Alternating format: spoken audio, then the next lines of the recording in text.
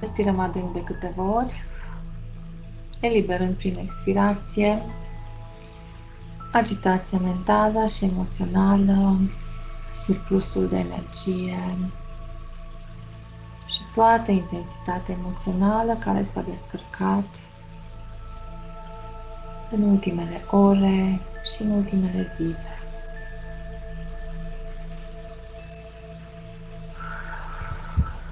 Intenționăm să respirăm afară tot ce ducem cu noi, inutil, inconștient, de care nu mai avem nevoie și pe care ni le-am asumat și le-am purtat prea mult cu noi în spate. Lăsăm din spate saci grei de energii inutile. Lăsăm jos. Ne eliberăm de încrâncenare și punem jos sacul cu încrâncenare.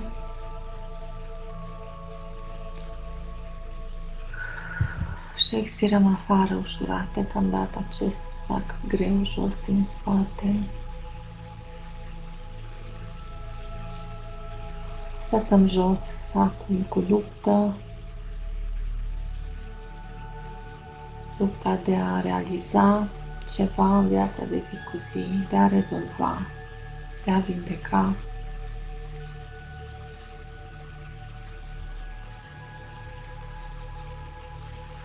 Lăsăm jos și acest sac.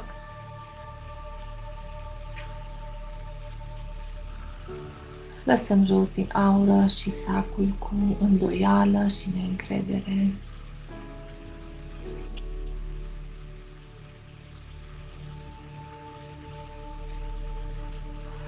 Și simțim cum suntem tot mai eliberate și aura noastră începe să se fluidizeze.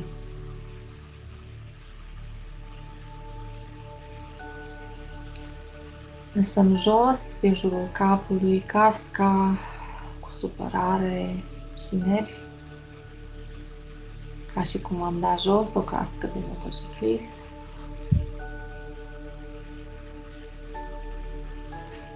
Și simțim cum gâtul și umerii devin mai ușori.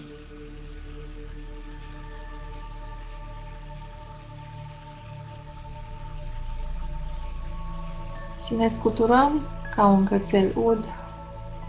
Ne scuturăm de orice distorsiuni care sunt la suprafață aură.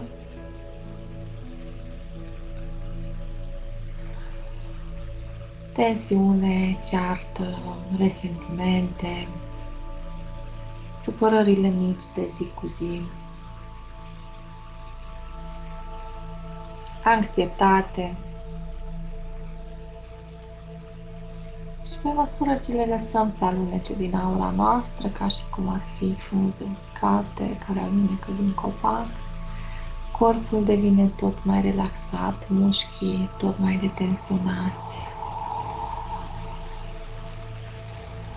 Și acum ne imaginăm cum din tălpi ne cresc niște rădăcini puternice de lumină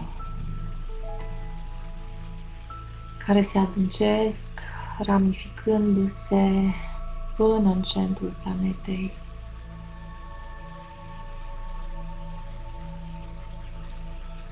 Și preiau prin tălpi tot surplusul de energie și energia negativă pe care le purtăm în aură.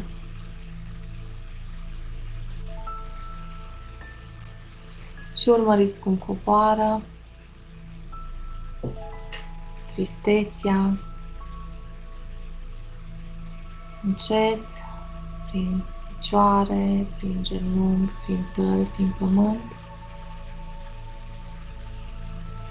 Mânia se desprinde din zona ficatului și alunecă și ea prin tălpi, prin pământ. Îngrijorarea ne eliberează stomacul,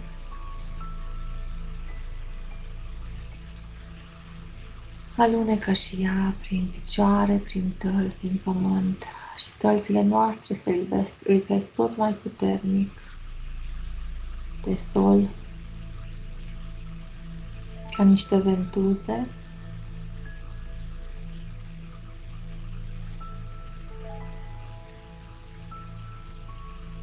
Emotivitatea, starea de anxietate se desprinde și ea din zona inimii.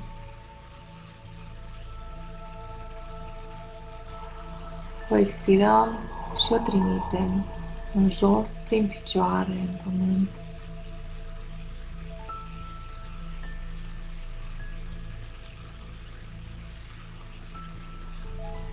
Și observăm cum rădăcinile sunt tot mai puternice, tot mai groase și preiau ca pe o energie gri. Negativitatea din aura noastră o coboară până în centrul planetei și o transformă în energie vitală care începe să urce prin aceleași rădăcini, prin tălpi, în aura noastră, încărcându-ne cu energie eterică, energie vitală. Și acum, din creștetul capului, ne imaginăm că pornește un canal de lumină albă care se conectează cu centrul celor 22 de galaxii, centrul creației, sursa tuturor energiilor pure, energiilor divine, a tuturor calităților de lumină și instantaneu coboară asupra noastră o cascadă de lumină albă strălucitoare, atât de strălucitoare încât are culoarea platinei, transparentă aproape și rafinată. Și primim această lumină și vibrație înaltă în întreaga ființă, cu recunoștință și satisfacție.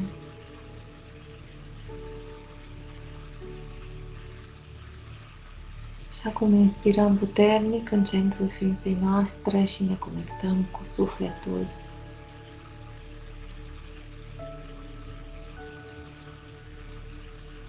Ne conectăm cu senzația de acasă.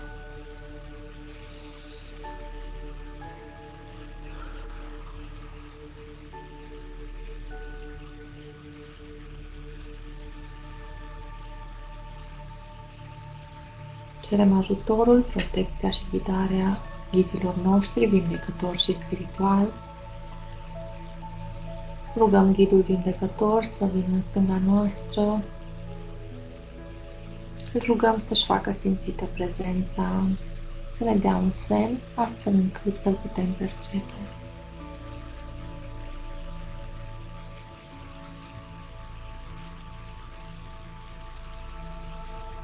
Și apoi rugăm ghidul vindecător să vină în dreapta noastră. Îl rugăm să ne dea un semn, astfel încât să-l vedem sau să-l simțim cu toată energia și vibrația cu care el ne sprijină.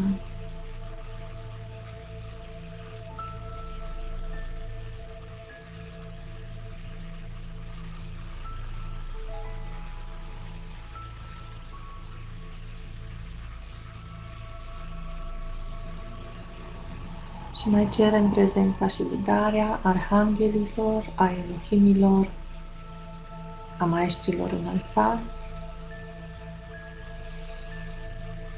a îngerilor naturii și a familiilor noastre de lumină.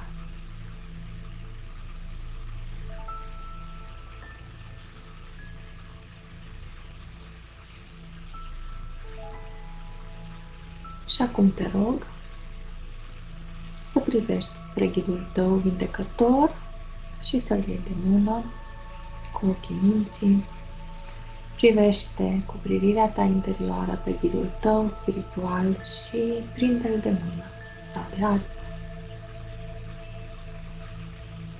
Simte îmbrățișarea lor și binecuvântarea și bucuria acestei întâlniri.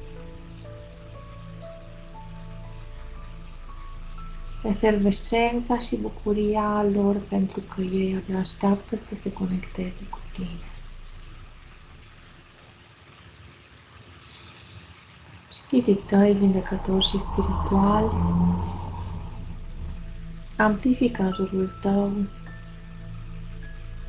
o vibrație albă, strălucitoare, care încarcă aura și face să se dizolve imaginea camerei în care te afli. Te încarcă, te învăluie și te umple cu lumină albă care echilibrează și armonizează, vitalizează și pământează în același timp. Și simte cum te afli pe un norișor de lumină pufos. Simte-te ca o sferă, ca un cocon de lumină care călătorește purtat de ghizii lui spre templul alchimiei cristice. Inspiră lumină albă în toți porii și am să număr de la 1 la 3 și când voi fi la 3, vei fi în templul alchimiei cristice împreună cu ghizii tăi. 1, 2, 3. Și te afli acum într-un templu strălucitor, luminos, auriu și alb. Te înconjoară și lasă-te să descoperi coloanele de cristal, lumina și spațiul acela mare, senzația energiei cristice în care ai intrat. Lasă-te să percepi, să descoperi cu sufletul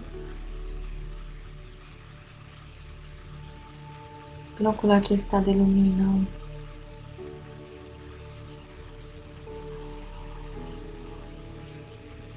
Poate observi ființe de lumină care te întâmpină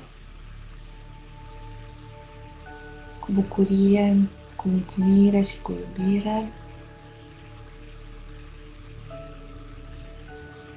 Descoperă culorile care mai sunt în acest templu și senzația de siguranță și liniște pe care ți-o dă acest templu.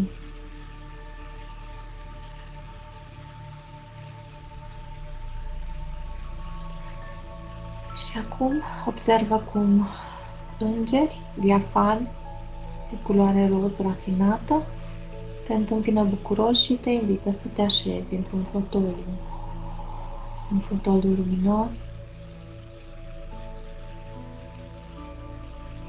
Și în jurul tău ființe de lumină înalte, strălucitoare, mai clare, mai puțin clare, vin și se așează.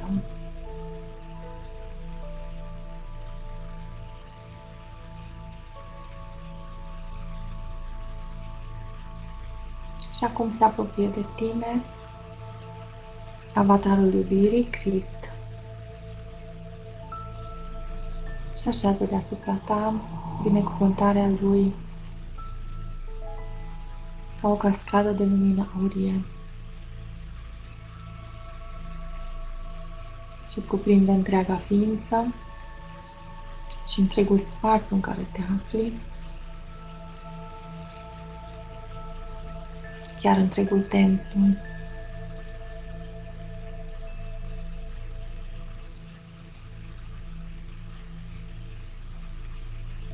Și pe măsură ce primești această lumină aurie, privește cum pe meridianele tale, de-a lungul structurilor energetice, încep să sclipească niște cristale, ca niște diamante, pe fiecare chakră, punctele importante energetice, ca și cum ai fi împodobit cu diamante. Și lumina cristică trezește lumina acestor diamante. Tu devii o ființă sclipitoare. Privește cum sub tălpile tale, cam la 1 metru, se activează un diamant puternic, care este legătura ta cu Pământul.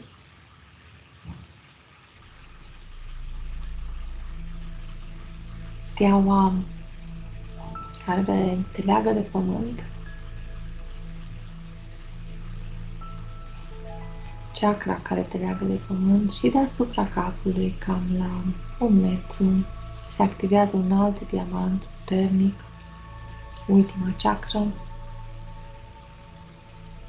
care te leagă de sursa creației, de divinitate. Și imaginează-te că ai devenit întreaga ta aură, întreaga ființă, ca un diamant șlefuit cu multe fețe.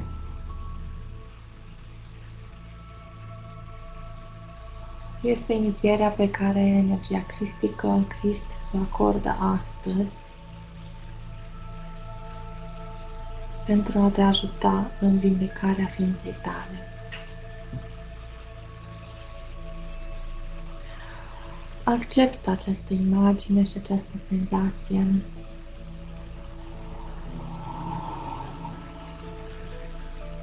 Și primește cu recunoștință binecuvântarea. Și acum în acest spațiu al liniștei, iubirii, mulțumirii, încrederii, înțelepciunii,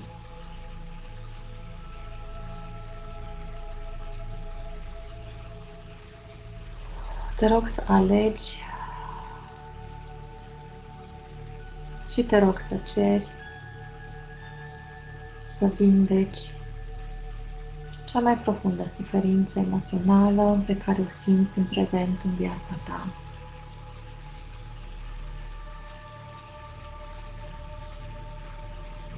Și te rog să spui și să ceri în mintea ta vindecarea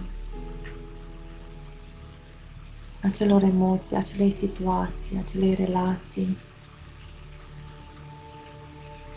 Și privește cum îngerii alchimiei și Crist preiau această energie care începe să curgă din aura ta. Și spune: aleg să mă eliberez acum și să primesc vindecarea alchimiei cristice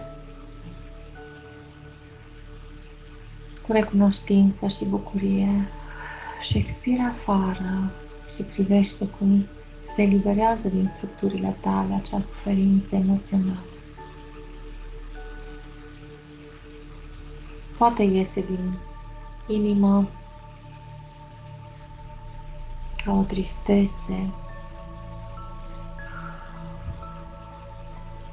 Lumina aurie o împinge și o dizolvă. Și binecuvântarea cristică se lipește, atinge pieptul tău, îl mângâie și îl vindecă. Poate că este un plâns neexprimat din zona gâtului. Poate că este o frică puternică de viitor.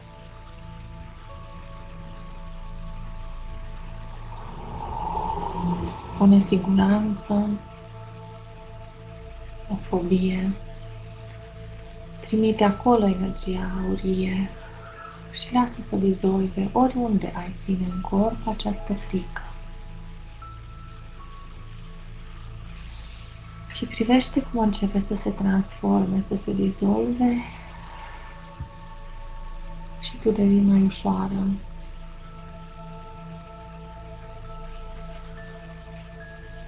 Până când se eliberat de tot.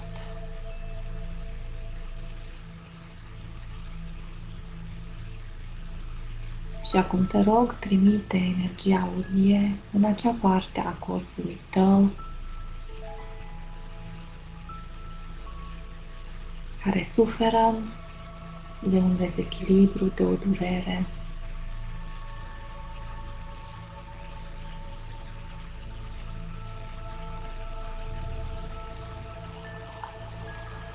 Și mângâie acea parte a corpului tău, a ființei tale, ca și cum ai mângâia un copil care s-a rănit.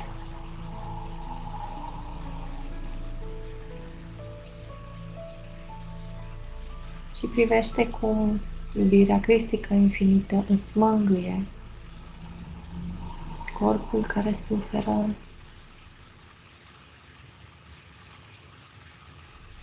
sufletul care suferă și a creat acea durere sau acea disfuncție. Ai voie să absorbi și să vindeci tot ce vrei tu, cât vrei tu.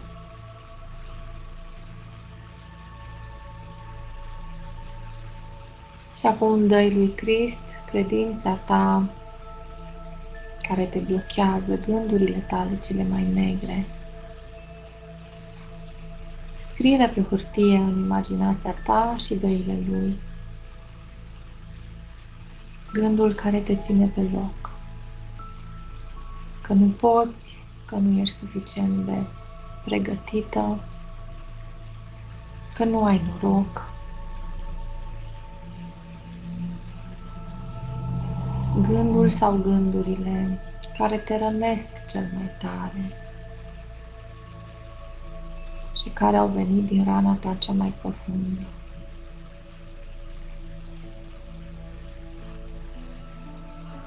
Scrie-l pe hârtie, scrie-le pe hârtie și dă-i-le lui Crist.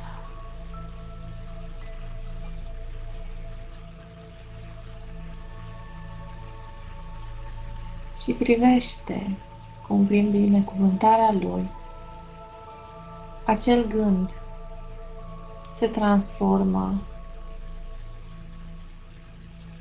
în opusul lui. Și el îți dă înapoi hârtia pe care scrie: sunt fericită, sunt sănătoasă, am o relație de cuplu fericită, am succes și împlinire, îmi exprim ușor tot potențialul, sunt sănătoasă și plină de vitalitate. Observă care este gândul lui, cuvintele lui vindecătoare pe care ți le-a scris pe hârtie și primește-le în inimă și lasă-le să intre și să se lipească ca o lege cosmică în fiecare din celulele tale.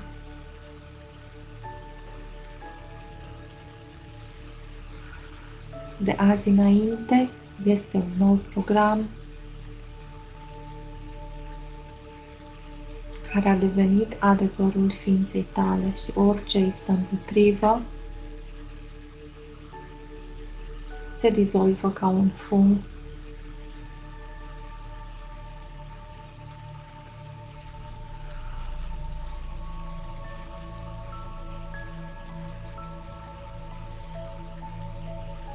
și acum te rog, așa ca un supliment pe care ți-l acordă energia cristică, dar și îngerii iubirii și Fecioara Maria, care a fost tot timpul lângă tine, descarcă-ți sufletul și lasă să iasă și să fie purtat și dizolvat departe de tine orice gând de greutate, de neputință.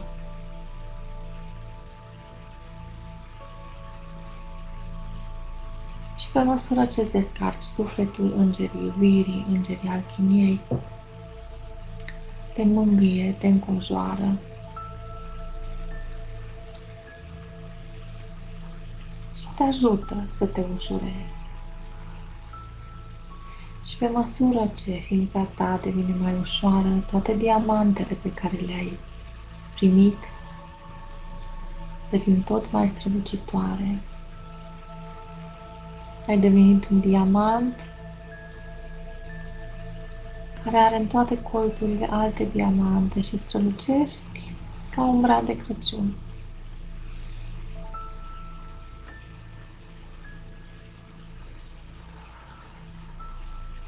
Și așa cum stai așezată pe acel fotoliu comod care a devenit un tron luminos și puternic,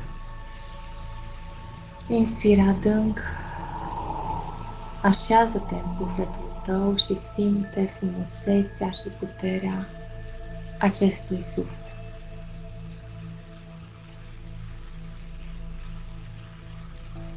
Îngerii așează în fața ta o oglindă și privește cât de strălucitoare ești.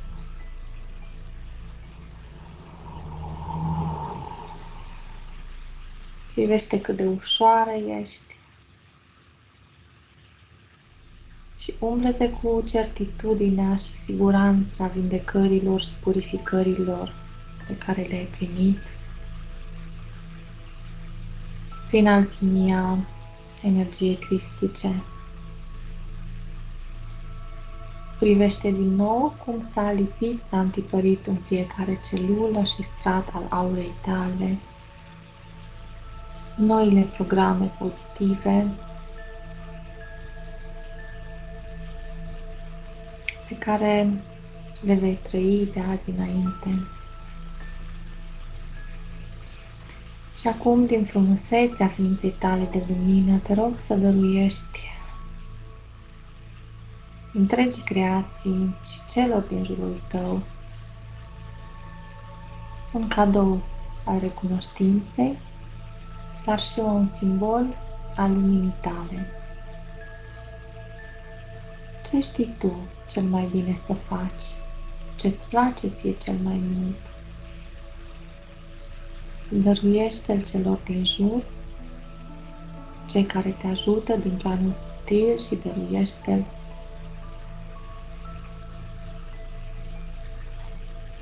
celor cu care ești apropiat sau conectat.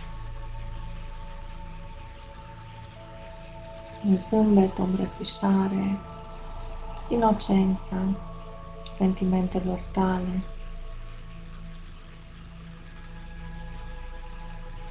înțelepciunea ta, maturitatea ta.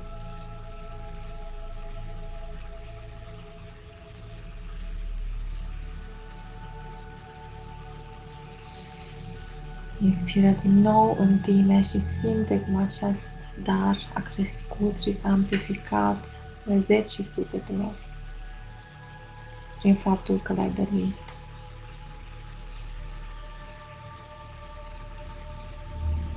Și ultimul cadou al Elohimilor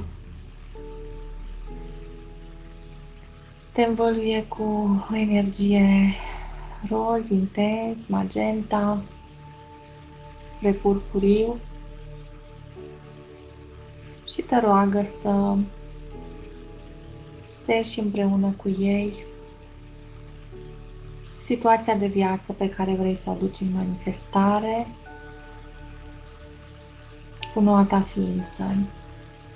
Și te rog frumos să-ți imaginezi că împreună cu ei, Elohimii, începeți să țeseți un covor care se desfășoară fluid în fața ta și coboară în creație ca un film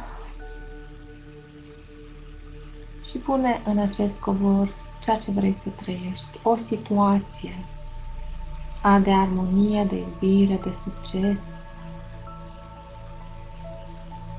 pe care să o crezi și să începi să o aduci acum în manifestare.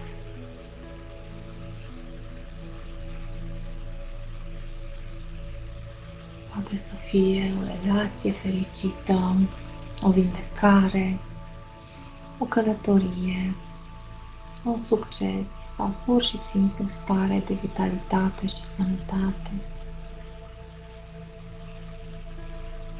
de armonie și pace și mulțumire interioară.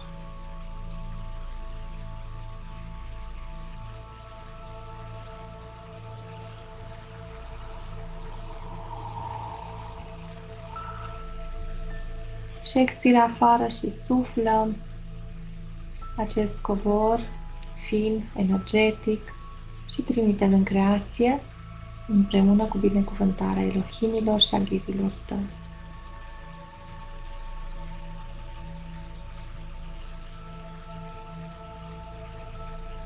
Și acum te rog să te întorci cu atenția pe acel fotoliu comod pe care stai, să privești pe cei care te-au ajutat în jurul tău, să le mulțumești cu recunoștință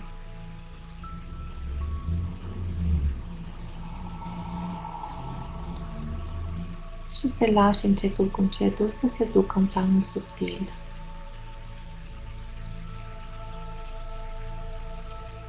Și înainte de a te întoarce în aici și acum, te mai las să percepi pentru câteva secunde schimbarea energetică, schimbarea emoțională, schimbarea luminii ființei tale și simte certitudinea acestei schimbări.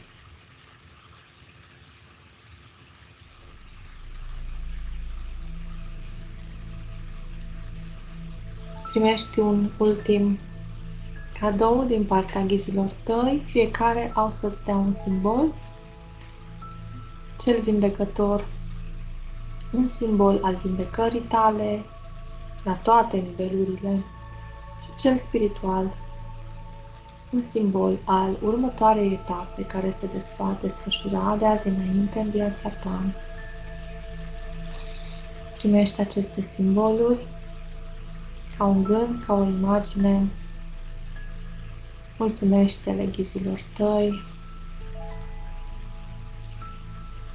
și cere-le să-ți dea un semn din când în când, când trebuie să lucrezi cu ei și să te conectezi cu vibrații înalte.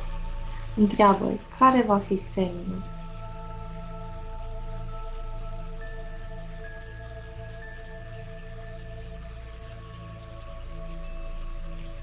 Acum mulțumește-le și lasă-i și pe ei să se retragă în planul subtil. Și cu toate cadourile, vindecările și transformările pe care le-ai primit, pregătește-te să te întorci în aici și acum. Am să număr de la 3 la 1 și când voi spune 1, vei fi în prezent, în aici și acum, cu toate corpurile în starea de vechi. 3, 2, 1. Și ești aici, alături de mine, cu toate corpurile și energiile în starea de prezență.